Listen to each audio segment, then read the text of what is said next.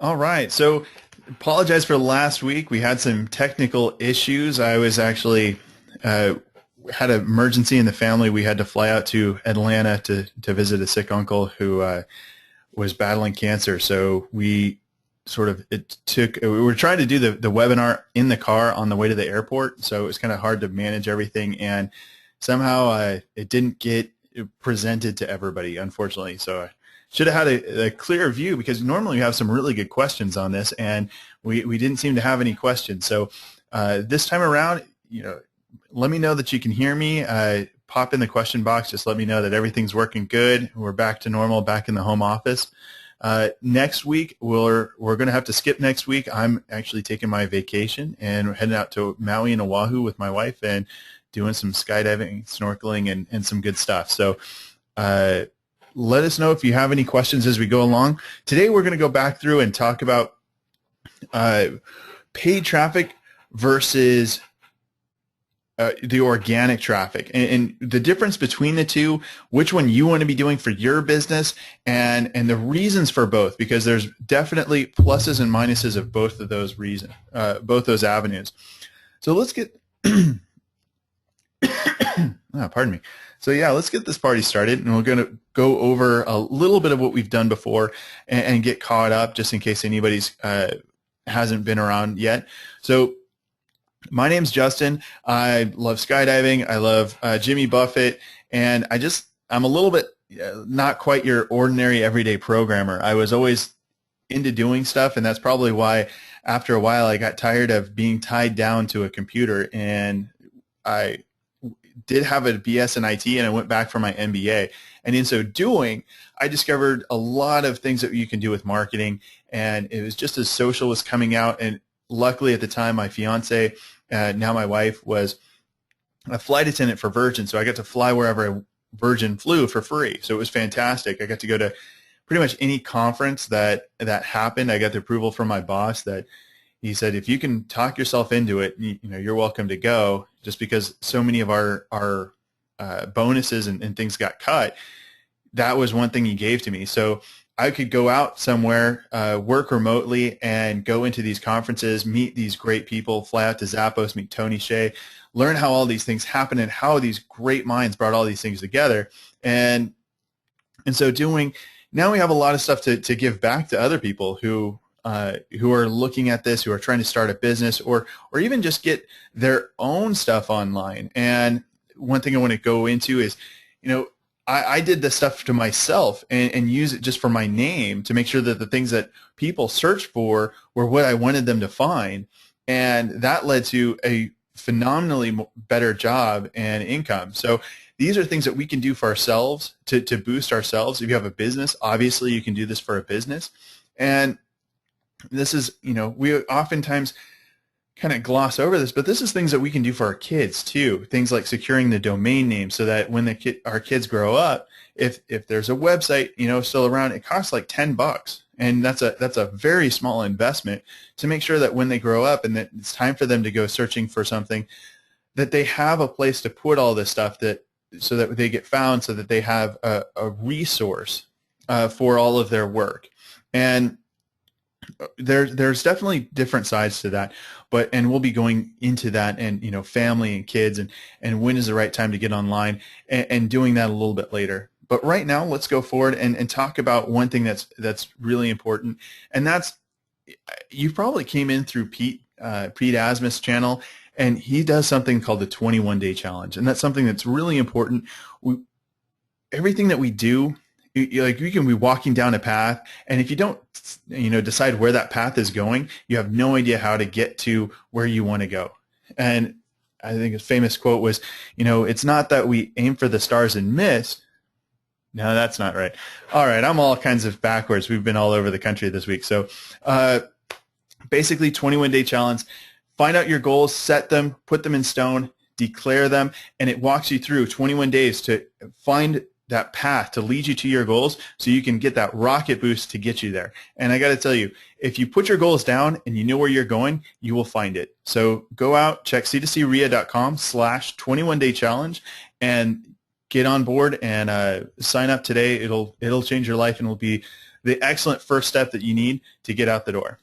All right, so the power of SEO, number one, we talked about build your avatar. Who is your Steve? Things that like the demographics, age, education level, job, sports, hobbies, magazines that they read, the concerns that they have.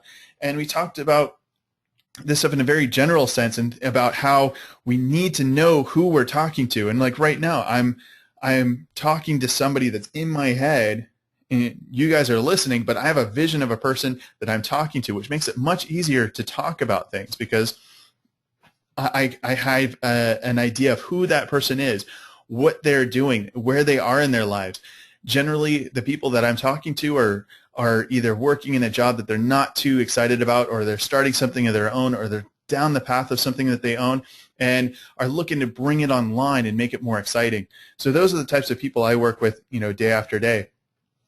And this is a way for you to build that voice so that as you build this presence, you can have that general concept of who you're talking to.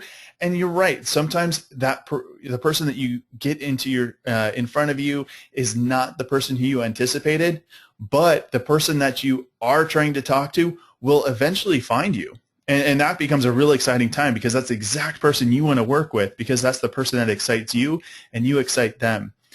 Now, this also leads into something else that we're going to get into later today, but the building your avatar is really one of the fundamental pieces. So I highly recommend you do it. That was the homework for the first session, and if you haven't done that yet, definitely just sit down. If you're an artist, you don't have to write this out.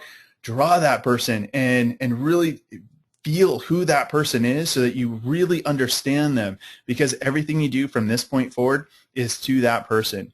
And I said Steve, but it could be Sally, it could be Beverly, whoever works best for you to communicate to. If your audience is women, definitely go for women. If it's families, pick that out, but know exactly who that is. We had a really great question on there.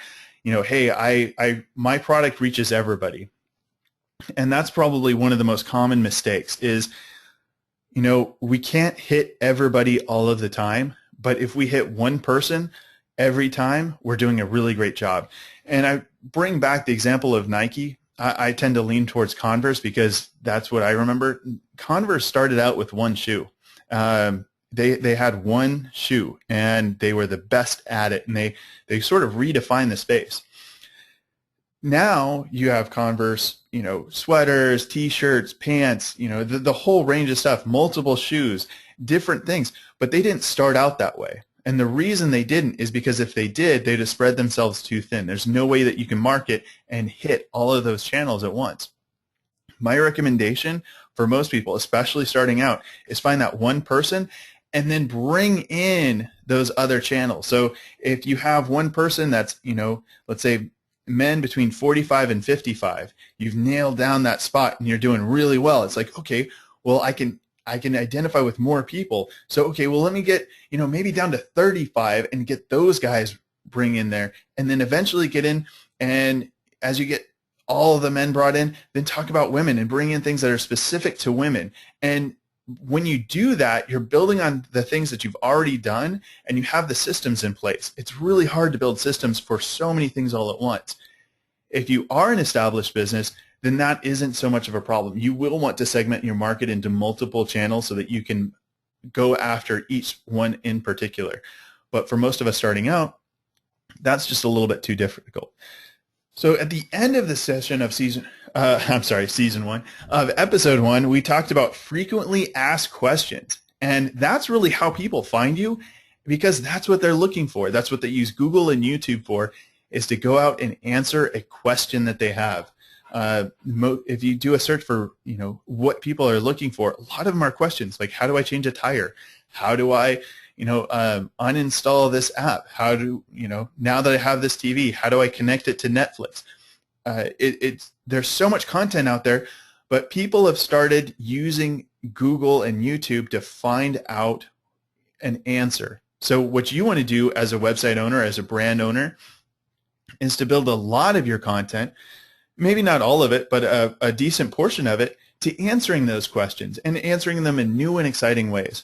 And then the SAQs, and these are the ones that most people don't know what an SAQ is, and that I think that speaks a lot to the reason why to do it is because an SAQ is the should ask questions.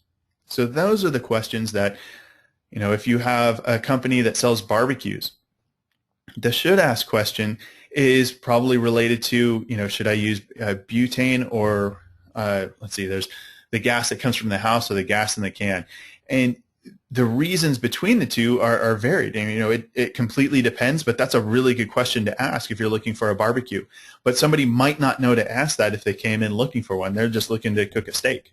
So you can reel them in with the frequently asked questions, but those should ask questions might be something that converts them over to you. Because imagine if you're looking at 3 different websites and maybe 2 of them are your competitors and you're all talking about, fixing the same problem.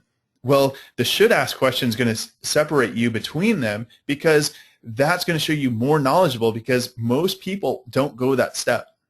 My dad is a general contractor, and so one thing that we did is for his website, we started talking about the importance of being bonded and insured, and what does that mean, and what about cleaning up on the job site, and things that people don't think of or they assume, and it leads to problems later. So if he's out there talking about that type of thing, when those things that the other people might not be talking about, then when people land on his website, he's going to look a lot more like a knowledge center. And when they go to the next site in line to a competitor, they're going to ask the competitor, like, why don't you have this? Are you not licensed and bonded? So those things are very important to keep tabs on.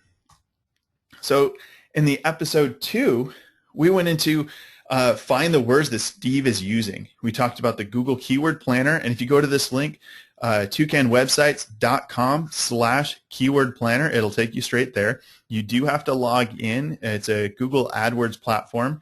It's a free tool, so you don't have to worry about that, and that'll help you determine what words they're actually using. And a funny allegory I talked about in my own life is I work with a company. We sell an inventory control product. It's funny. I'm actually starting to say it now. It's a warehouse management system. And I come from a background of, publicly traded companies. We're on the super high end, and we're working with, small to medium-sized businesses now. And I came in saying warehouse management, and I was, the website was just a bunch of crickets. Like nobody was coming by. I could not figure out what it was. And we went to a couple of trade shows, and I realized I was the only one using warehouse management system. And as soon as I said it, people were already disqualifying themselves. They're like, oh, well, we don't have a warehouse. We just have a stock room. I was like, what are you talking about? Of course it's a warehouse. It's just a smaller warehouse. Well, they didn't see themselves that way. And so what I was doing is interjecting on them my conception of what words they would use. And I didn't bother to look up and search for it because I've been in the industry so long. I assumed I knew. I did not. So there's I think you'll be surprised when you get in there. And go in, check out the keyword planner, find out what words they're using. The other really great one is Facebook ads. Now, you don't have to place an ad. And I know we're going to talk about pay-per-click here in a minute, but Facebook ads is fantastic because you can go through, load in like who you think your Steve is, and it'll tell you how many people in your area or the area you want to be farming in have those attributes. So you can narrow it down and really decide, if you put in all your criteria and you have 4 million people, it's like, well, maybe you need to niche that down a little bit so you can really hit a few people, but hit them perfectly and really define like who they are and be able to convert that person and then widen it out.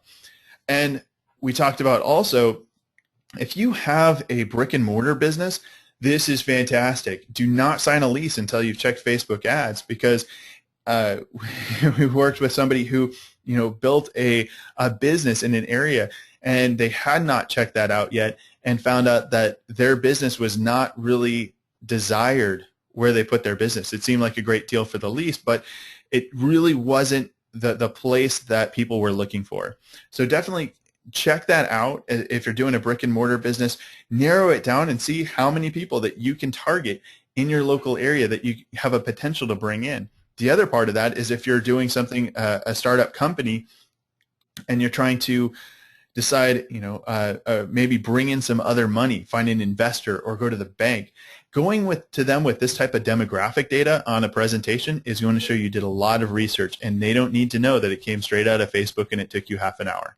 So definitely an awesome tool. If you're looking for that, go back to episode 2. It'll be on the Coast to Coast REIA site, and you can check that out and see how to do that. It'll walk you through that whole bit. So today, we're going to talk about the organic versus paid. Now, organic search is fantastic, and I think that's one of the main things to do. The pro is it's free. Now, I put free in quotes because, one, nothing is free, and two, because free doesn't actually cover it because it takes time. You have to put out work, you have to put out effort, and what's going to happen is you're going to be creating this content and investing a lot of time and energy into it. But on the back end, it's very helpful, and I would actually say you're probably going to have to do it in most every situation. The other pro is it's helpful. And like we said, with the frequently asked questions, the should ask questions, Google's out there to serve the person searching. They're not looking to serve you, the business owner that has a website. And think of it, when you're searching for something, that's exactly what you want. There was actually an article posted today that they're wondering if SEO is dead, because, and we're going closer and closer and closer to that, because Google is looking to help people, and those of us with websites are looking to help ourselves to help people. So what you want to do is be as helpful as possible, because the person that's the most helpful will get the most sales. And the other thing with organic search is it's solid. If you go after good organic search methodologies, it's going to be an excellent foundation. So that's what I usually recommend to people, because that lays a great groundwork that's very hard to shake. Now, there's a lot of things that you can do, because one of the cons is it's slow. It takes time to build that foundation. Just like anything else, when you pour a foundation of concrete, it takes time for that to become solid enough for you to build a framework on. So it is slow, but there are tools out there to make it faster. I highly recommend you avoid those at all costs. The reason being is because you will find that those particular products they found a game with Google. And like they found that little thing that's going to make it work. The problem is Google is not a small company, and they're very sharp. They hire some very, very sharp people. And what they do is they go out, and as soon as those things come online, they start building their algorithm to chastise people who have used those tools. So you'll often find people doing reports of how they lost like 2/3 of their business because they were playing a game, or how they lost their website because they did something wrong and it was too expensive to try to rebuild it. So they had to rename themselves and come back again. So this is something that's really important to do it right.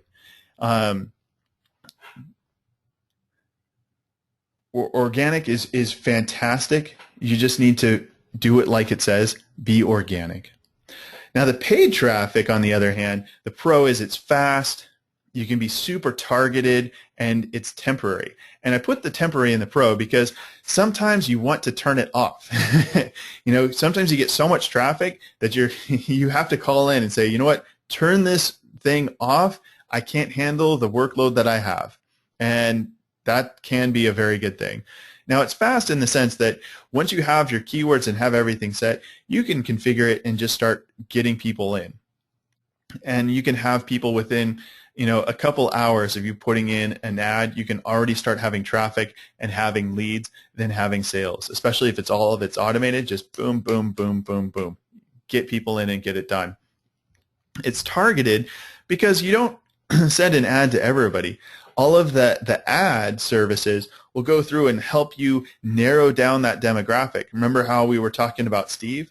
This is why. Because eventually you'll probably want to do paid traffic, because once you get a couple customers and you start making money, it's kind of nice. You want to make sure that you keep doing that and you keep having customers. So you put a little bit into paid traffic. On Facebook, that means boosting your posts to make sure that the people who liked your pages see it. If you did not know, Facebook will not show a number of your posts to the people who have liked your pages. It's based primarily around how active and engaged that person is with your page. And then after that, it's like 10% of people that like your page see your post. So if you have 1,500 people like your page, you don't have a whole lot of people coming to your website. They're not seeing your post. So that paid traffic gets it in front of them and boosts that chance. So we hit the fast, targeted, temporary, and the cons is it's expensive.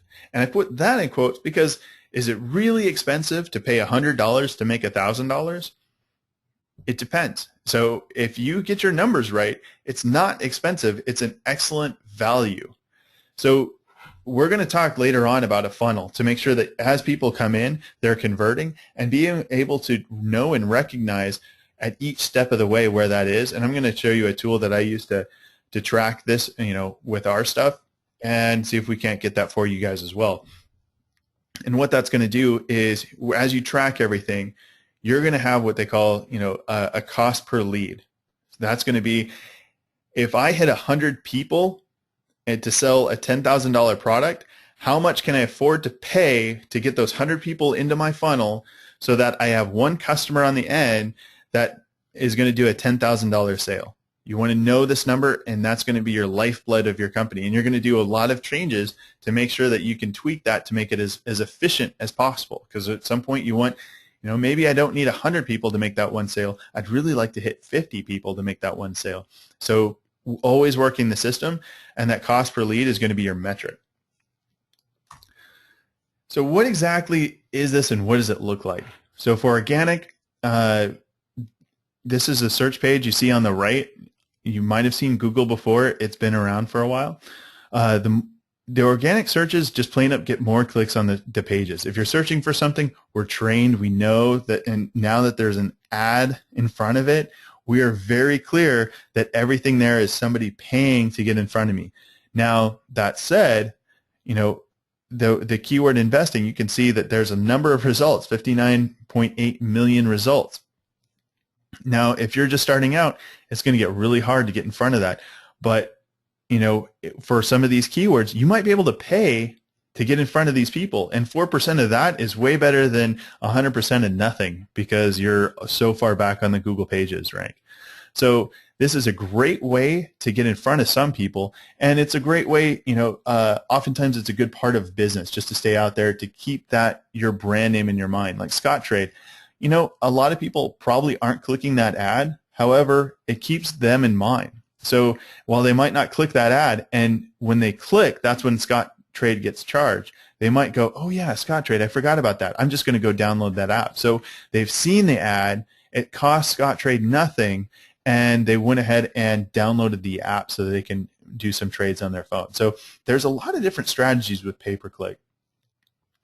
Now, with the paid, like I said, you can call to a specific individual, your Steve, if you will. So you'll be able to go in there and decide who it is you want to target, the age range, the male or female, or whatever criteria you have. And it could be with Facebook, you can go in and target people who like certain things and perform in certain ways. So you can do a lot with paid that you can't quite do with organic in a much faster way. So it depends what you're doing with your business, but paid might be a really good thing to take a look at. Now, targeting. Again, here in Facebook, we're taking a look at something, and you can see here I've selected a couple ads. So they said, based on what I do, they were thinking co-promote would be something that I would really like. And you know what? They're getting pretty good at it. There's a lot of things that I see out there that, they're ads, but I'm like, man, you know what? That speaks to me, and I would love to do that. And a lot of those, if you haven't noticed, are going to be webinars. So there's a paid ad that promotes a specific webinar, which is an excellent conversion tool. So this particular webinar we're doing just because, frankly, I like helping people out. So just a disclaimer, I do sell websites and I do help people and do coaching, but this webinar is mainly about learning. So we're not going to be at the end, doing a big push and sale. So just so you're aware, but those types of webinars do really, really well. And the reason being is because we got that Steve person in there. We know what magazines they like. So if it's men's fitness, we can say, hey, I want to do an ad and I want to go after people that are after fitness, that are men between, 35 and 45. and really narrow down and target that person. And what we did in the first episode is we actually went to mensfitness.com, and I put magazines on here for a reason, because you can go to that magazine's website, and one of the big things that magazines do is sell ads. And when they do that, they have a place on their website where you can go and actually find out the demographic information for that website, or I'm sorry, for that magazine. So they want people who, let's say, co-promote to do an ad, to do a half-page ad, a full-page ad, probably like Tommy Bahama or something like that for their website or magazine. And to do that, they want to give Tommy Bahama the demographics that says, hey, if you are looking to reach this type of person, we're the ones for you. So if you know what magazines your Steve is reading, you can go out to those magazines' websites, download the information that magazine is using to advertise, and copy it. It's out there, it's public, it's free, and it's ready for you. So you can get in front of all of those people. We'll go through a couple things. So your homework tonight, before we go too far, is search for keywords you discovered last week. Check out the websites on page 1 and find out what they're missing and where your opportunities are. So I'm going to actually pull up Google right now. So do you guys have anything that you guys would like me to search for and like to take a look at the first page so we can like analyze and say, is this one good, or like what's my opportunity? And I don't know if you guys have heard this term before, but it's called a SWOT analysis. That's strengths, weaknesses, opportunities, and threats. And what you want to do is know that for everybody that's in your space. For each competitor that you have, you want to make sure that you know what they're really, really good at, what everybody loves them for. Because if you try to be really, really good at that, they've already taken over that space. But I guarantee you that there's something out there that, a small group of people that follow that person but are underserved, that are looking for something a little bit different. And that's where you can come in and be really, really strong there and grab all of those people. Because there's a lot of people out there just waiting for you to lead them. And I don't know if you've heard this before, but was it Steve Godin has a great some great books, and it's called Tribes. Definitely check that out. Tanya Ray, if you have a question, definitely put it in the question box.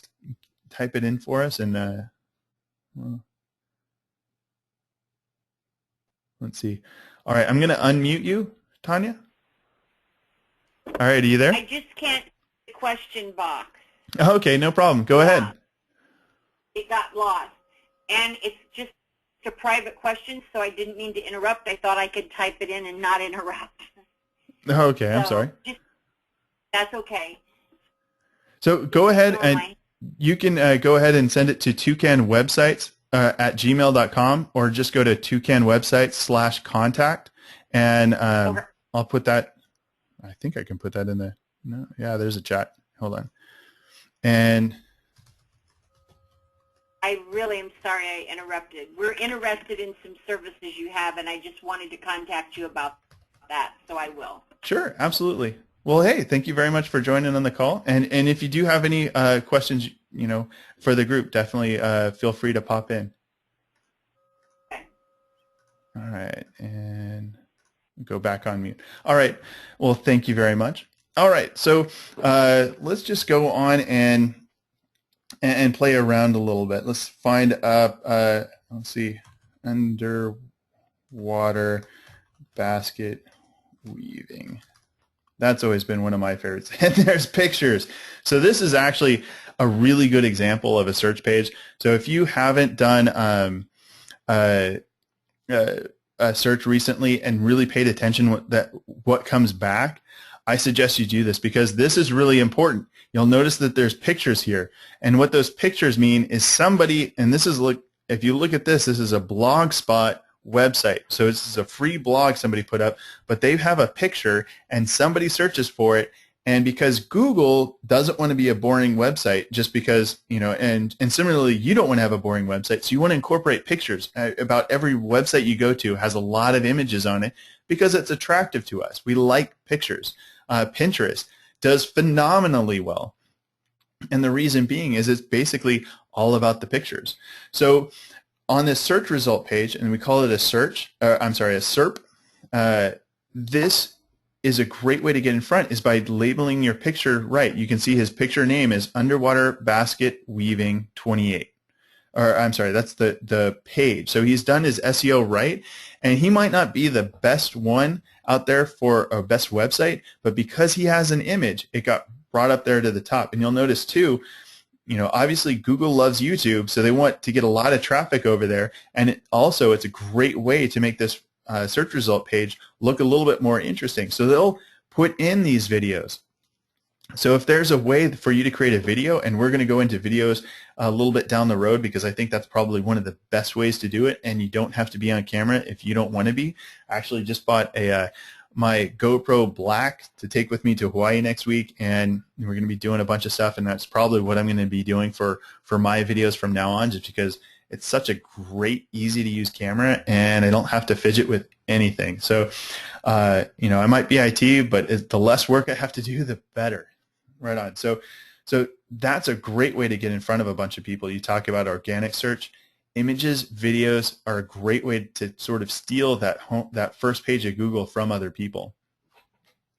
So let's say we are teaching the School of Basket Weaving to individuals in San Diego, California. So we like to do it underwater. It's part of our dive program. And funny story, actually, one of the scuba shops here does underwater pumpkin carving contests. So that's a pretty fun one. But today we're going to do the underwater basket weaving. Let me get the mic down here. So if this is something that you're interested in and something that you're going to be doing, you really want to know who's ranking for this. So we typed it in. We can see there's 136,000 search results. So it is not as popular as some, which means we have a lot of opportunity to get in the front line of everybody else.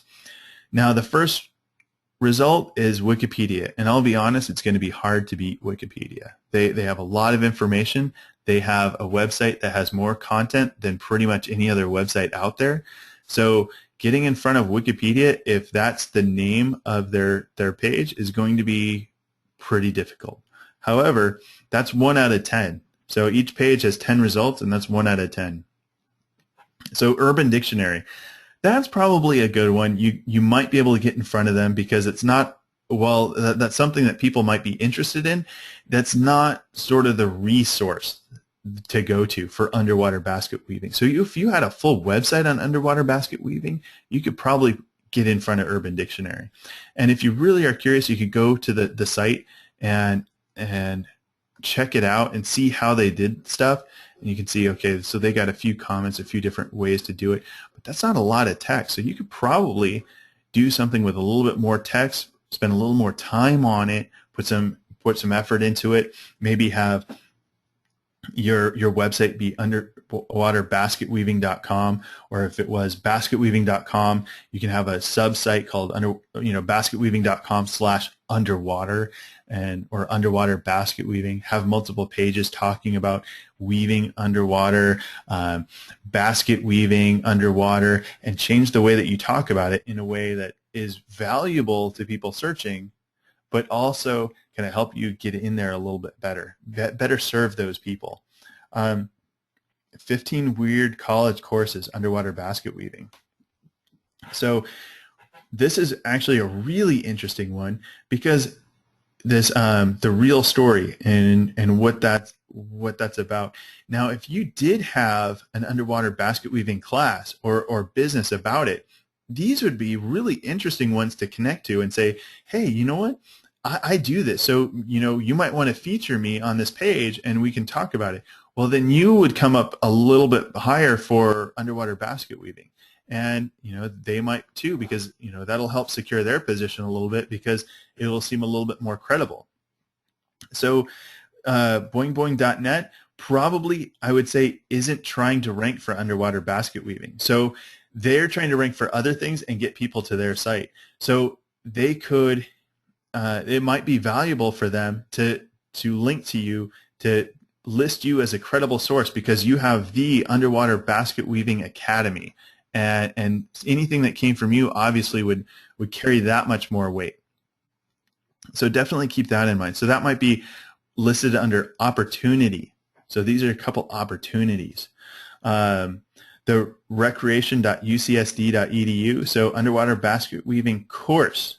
So that one might be a little bit difficult to get in front of, but this would be something maybe you would want to link to and try to get some of that traffic as well. And so that might be a threat, just like Wikipedia might be a threat.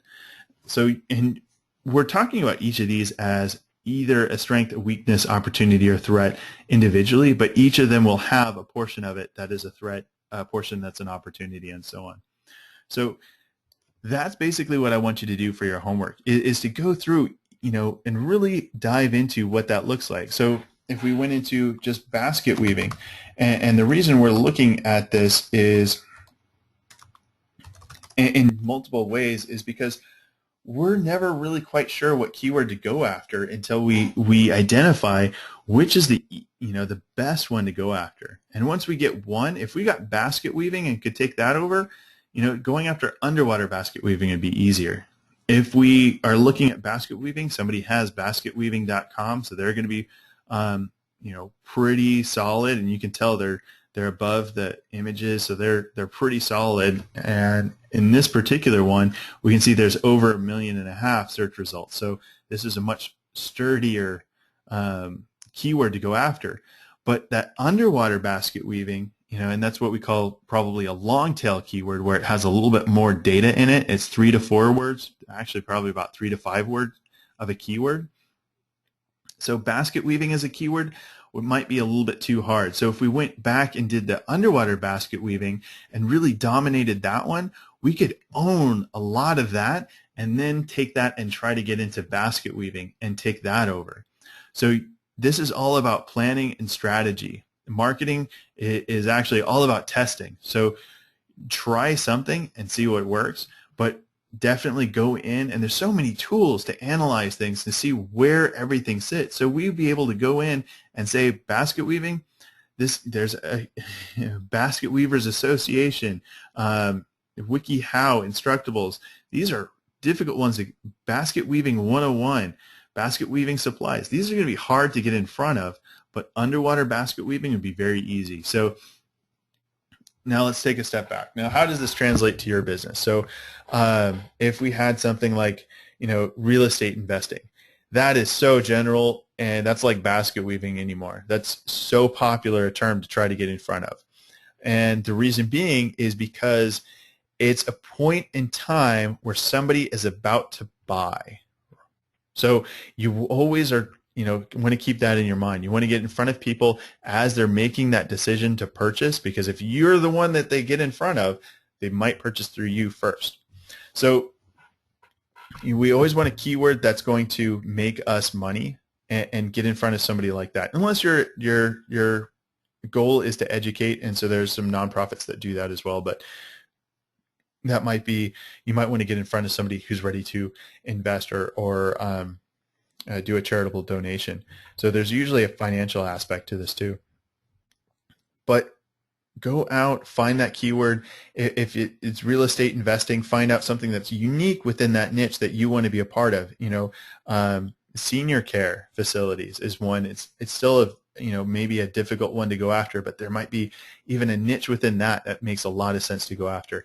If you guys are starting your own business, doing coaching, really finding out who that person is you're trying to coach. So if you're coaching everybody, that's going to be really hard. But if you're coaching, people that are athletic, that like doing, parkour, and talking to those guys about business, well, man, that's going to be a really exciting one to go into. Coaching people, having a bunch of parkour on your website, and getting in front of people who are Fortune 500 executives, and teaching them how to re-engage with their bodies and become fit and strong, and jump over high things. And so always try to niche down and find something. And that's really a good rule for business too, because not only are all these things on Google and be difficult to get out and get in front of, but if you're out there in the business world and you're just like everybody else, they're going to go to the other guy that has more experience, and you turn yourself into a commodity. So what you want to do is be as unique as possible, and that's why we ask you to niche down, is because when you niche down, that creates your brand. That makes you who you are, so that the next guy there in line can't compete with you, because you're doing something completely different. So they might speak to the customer a little bit better for that one particular customer, but there's going to be another one next in line that will want to talk to you because of the way that you talk to them. So all of this builds on itself. Now, even though I'm going to be gone next week, one thing I want to go over next is really get into the websites and talk about which ones that we want to do and why we want to do them that way. There's a number of different website platforms, and a few you probably haven't heard of yet, and one that I know that you've heard of a lot. We're going to talk about the benefits of those, of each of them, and why someone would choose one over the other, and then kind of help you guys come to a conclusion of which website platform you guys want to use for your business and get your stuff set up on, and dive into the back end. And I'll let you guys know that the one that I usually use is WordPress, and so we might go into the back end of my WordPress sites and I'll show you some of the plugins that I like to use, and why we use WordPress and what makes that so unique and such an incredible marketing tool for you guys. And the other thing is, it's also handy when you can, update your blog from your tablet or your phone or something like that when you see something cool. So how all that works together. So that's something we're going to do the next time around, because I really want to, move us along. We've built the foundation. We know who we're talking to. We've already formulated those questions, and I hope, 5 should ask questions should be so easy to do. But, you should have 10 if at all possible. And as you're going about your day, you're going to find those, and as you're talking to customers, they're going to tell you their questions, and write those down. I just had a customer actually bullet point out a bunch of questions and send them to me. I was like, that's perfect, thank you. I just responded to his email, copied it, pasted it, sent it off to my marketing person, and said, all right, put these up on the site. These are frequently asked questions. Let's add those in there, because apparently we missed those. So it's fantastic to have. Your customers are probably already asking you about it, so get those written down and get those set. You can save these in Microsoft Word. You can save them in Google Drive, and get these ready, because when we get that website in another 2 weeks, when we get back, we're going to take a look at how to deploy that and how to get that out. And that's when you get your website up, bam, you already have your frequently asked questions down. The other thing, if you really want to excel, go out and get some testimonials. Talk to people. Take your phone, record them in the video format. And the format is, how did it work before? What was your weakness, that the problem that you are facing? Why did you engage us? When you engaged us, how did that work out? And now that you've engaged us and we've worked with you, how is that problem in relation? Like, do you have that problem anymore? So, for instance, one thing that we did with some of our customers is we talked to them about, in our inventory control process, the issue that they were facing. We talked to our implementation, what kind of things we looked at, how long it took, who was on board, how fast it happened, was it on time, was it on budget, and then at the end, like, how much ROI did they get? Did they realize the cost of the investment of the product within a certain amount of time frame, like 6 months, or did it take 2 years? We want to know that, and we want to convey that in that video, because that's one of the big things that people hit on. So if they come to your site, you could be just about anybody, but you have testimonials, that's fantastic. If you have testimonials with video, that's believable. So that's something we'll want to take a look at. Now, toucanswebsites.com is where my website is. Feel free to come in. Anybody that comes in through here, make sure you mention that you came in through C2C. We'll give you 25% off. The homework tonight, search for the keywords you discovered last week. Go through Google website just like I showed you. Check out those websites on number 1. Find out what they're missing. Find out what your opportunities are, and make sure that you identify where there's a portion of their audience that's underserved. Really, really look for that audience. And then you might have to go to Facebook and look at that Facebook page for those big hitters in there and find out what exactly are some of these people looking for? What is the voice that they want to hear? And how can I be that voice and be the Sherpa for those people to make sure I can help them get up into that next level? Really investigate that and come back and, ask any questions you have. Go to that toucanwebsites.com/contact, and I'm happy to answer them. And those are great to bring in. If you have any questions before our calls, I'm happy to incorporate those and make sure that we touch upon those during this presentation. And I apologize a little bit for being gone next week, but I'll be in Hawaii, so I'm not that sorry. No offense. But we'll be back in 2 weeks.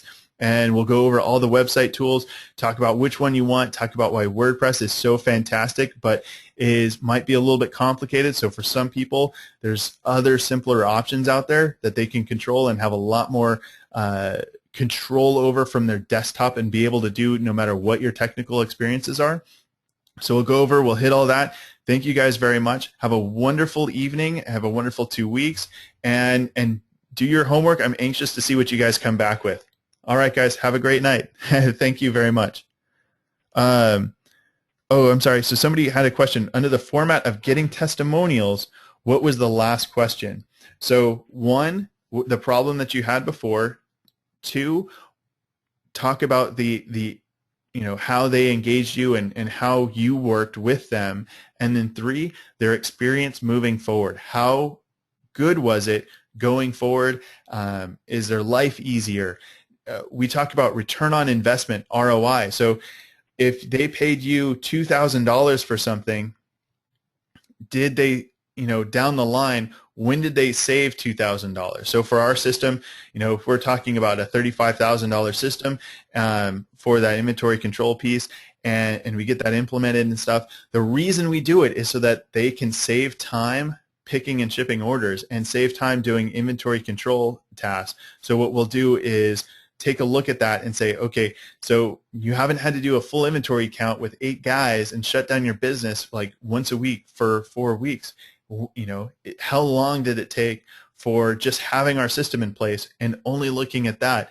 Did it become valuable again? So if they figure out, it cost me $1,000 each week and it was a $35,000 program, that means in 35 weeks, the program will have paid for itself. So that's what we're looking at, is the return on investment as that final question, because that's the converting point, is saying, the next guy that comes to your website and saying, hey, man, this is such a high ticket at $35,000, but if they see, oh boy, in like a few months, it will have paid for itself and I'll still have it for the rest of my life.